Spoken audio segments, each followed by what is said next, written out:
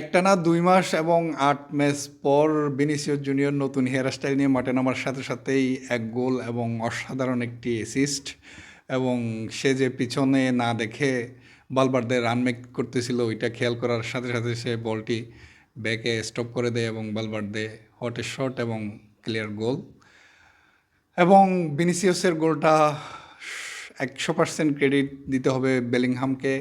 সে অসাধারণ একটি পাস যেটি রিয়াল মাদ্রিদে এতদিন দেখে আসছিলাম আমরা টনি ক্রুসের কাছ থেকে, এবং বেলিংহাম অত দূর থেকে ভিনিসিয়াসকে যে পাসটা মেক করতে পারছে এবং ভিনিসিয়াস পুরা হাফ অর্ধ দৌড়ে এবং খুব সুন্দর একটি ফিনিশ করতে পারছে তার উইক ফুট দিয়ে এবং অসাধারণ গোল।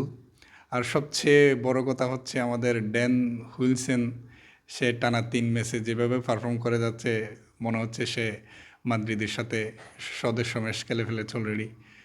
সে অভিষেকের পর থেকেই প্রথম ৩ ম্যাচেই 10 on 10 পারফরমেন্স, এবং জাবি আলোনসো আজকের খেলার পর তাকে নিয়ে বলল যে হুইনসেনকে নিয়ে তার প্রচেষ্টা থাকবে যে আরও যাতে উপরে খেলতে পারে, এবং এটি মাদ্রিদের জন্য খুবই অসাধারণ হবে। ড্যান হুইলসেনের আরও একটু উপরে আসে যেহেতু তার পাসিং স্কিল এবং বল পজিশনিং খুবই অসাধারণ।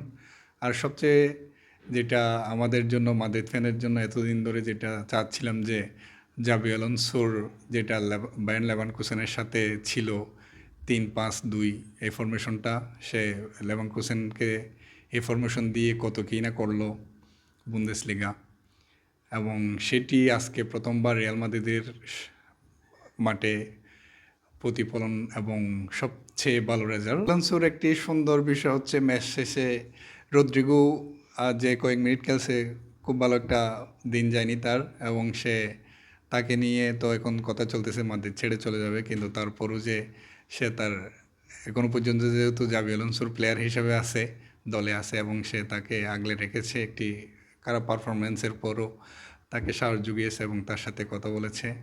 এবং জাবি আলোনসোকে অনেক অনেক ধন্যবাদ আমাদের মাদ্রিদকে ফিরে আনার জন্য। মাদ্রিদের সুন্দর যুগে শুভকামনা, জাবি আলোনসো। সবাই সুস্থ থাকবেন, অনেক অনেক ভালো থাকবেন, আর বেশি বেশি ফুটবল দেখেন।